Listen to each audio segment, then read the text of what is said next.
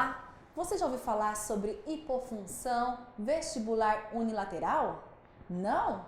É sobre labirintite, vertigem, tontura.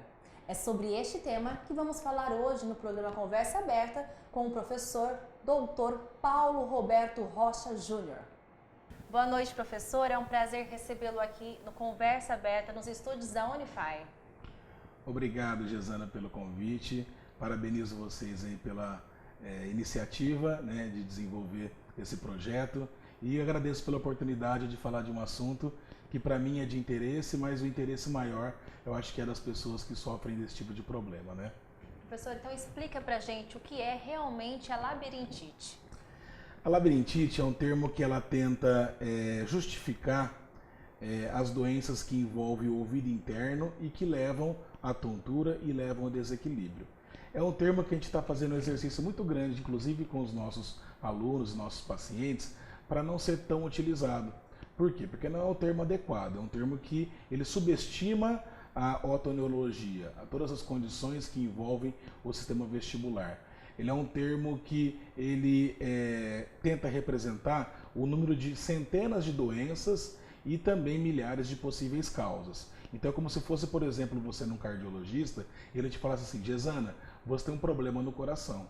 Com certeza você não estaria satisfeita com esse tipo de informação, você queria saber qual tipo de problema você tem. Mesma coisa acontece com a labirintite. Então é um termo onde, se ele é mal diagnosticado, no caso como labirintite, o tratamento acaba não sendo direcionado e não acaba não sendo correto também. Labirintite é a mesma coisa que vertigem? Tá.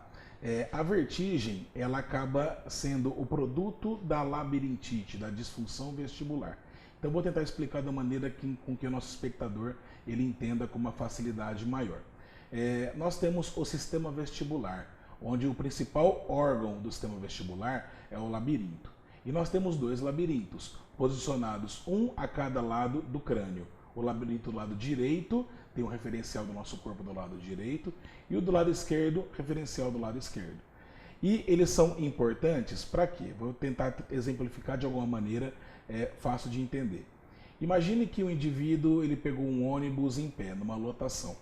E, naturalmente, quando ele está em pé dentro do ônibus, o motorista ele acelera o ônibus algumas vezes até chegar ao final do seu trajeto e no meio deste trajeto ele freia algumas vezes também. Então o seu corpo ele é desafiado a todo momento. A hora que você está em pé e o motorista acelera, o seu corpo ele é projetado para trás. Do mesmo tempo que ele freia, o seu corpo ele é desestabilizado para frente.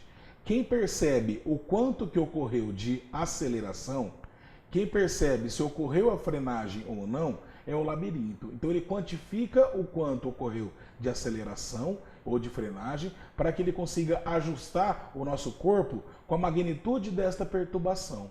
Então vamos pensar, se ele acelerou devagarzinho, teremos poucas contrações musculares, mais modestas, mais sutis, para buscar o equilíbrio. E se ele acelera rápido, nós teremos que buscar grandes estratégias para que nosso corpo não caia.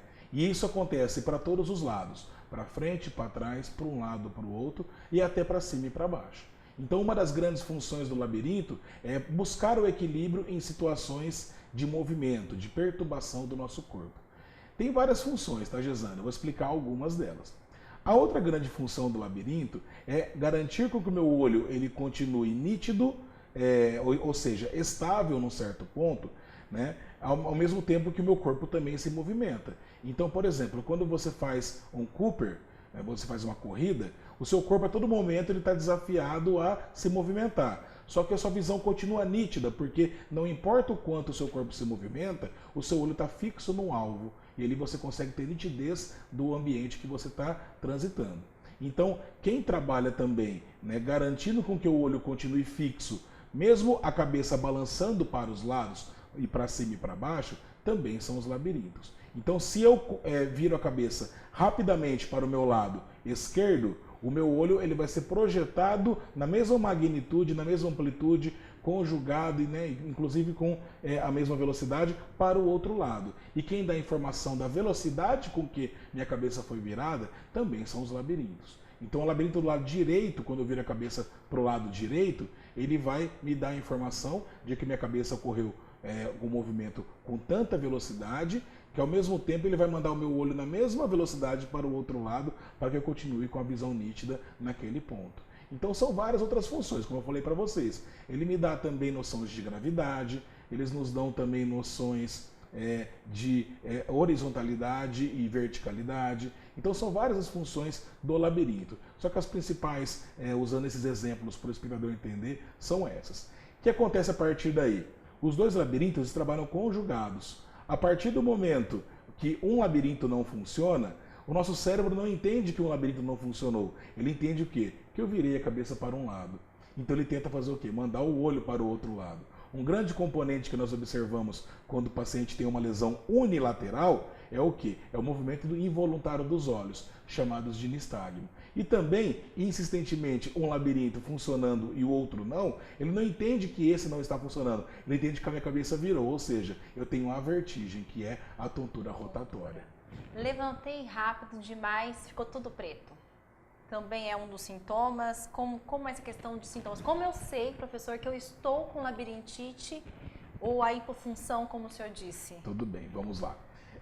Se eu tenho essa configuração que eu falei agora, onde um labirinto funciona e o outro não funciona, eu terei três condições muito claras. Eu terei a vertigem, que é a tontura rotatória, eu terei o nistagmo, que eu observo muito isso dentro do ambiente clínico na avaliação, e eu terei o desequilíbrio, porque um referencial do corpo está diminuído. Então, quando o paciente apresenta três situações, eu tenho a hipofunção vestibular unilateral.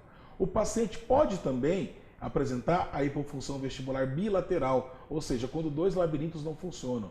Isso acontece muito facilmente com situações de idades avançadas, isso acontece também em situações onde o paciente tem uma doença metabólica, até alguns medicamentos usados de maneira crônica podem suprimir os labirintos. Então esse paciente, ele acaba tendo diminuição do referencial do equilíbrio. Lembra que eu falei da parte do ônibus? Então quando o ônibus acelerar, ele não tem labirinto para interpretar aquilo, ele pode sofrer uma queda.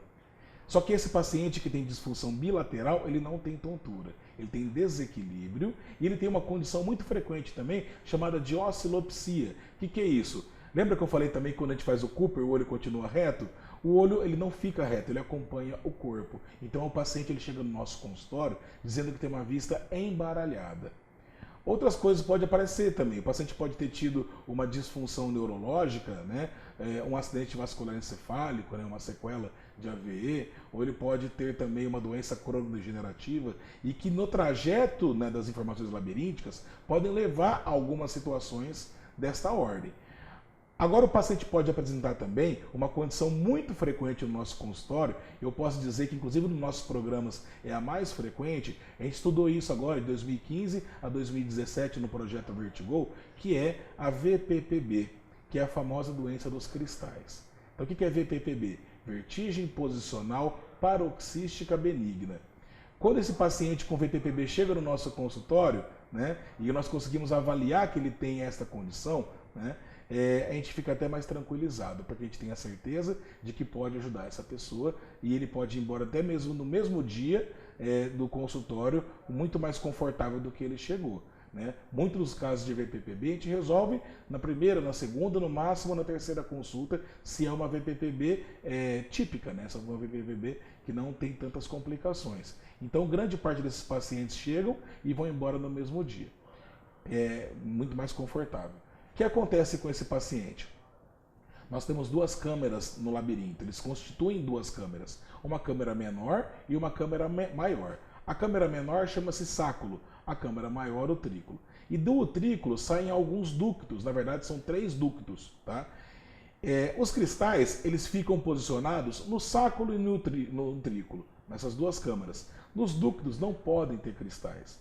Só que por alguma situação, né, são várias as possibilidades, os cristais eles fogem da câmara maior, que é o utrículo, e escorregam para algum dos canais. O que esse paciente tem? Ele tem uma vertigem, que ela é abrupta, ela é momentânea e causa náusea, muitas vezes, dependendo da magnitude, até vômito, só que passa rapidamente.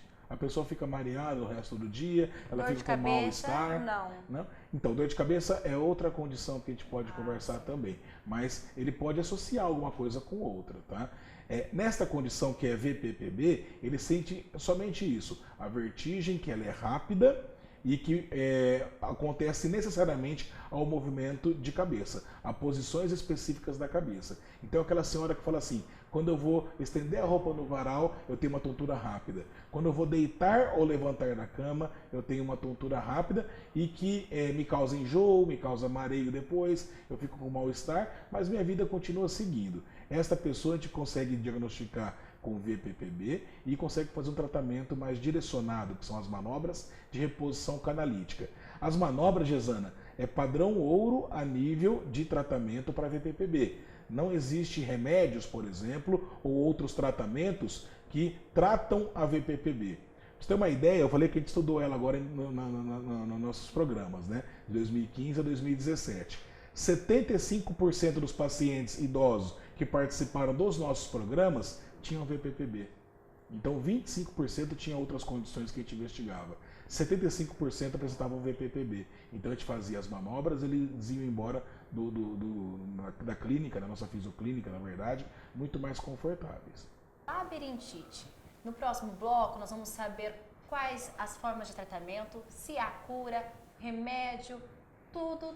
E também vamos falar sobre um projeto que ele desenvolve para essas pessoas dentro da Unify na Fisioclínica. Não saia daí.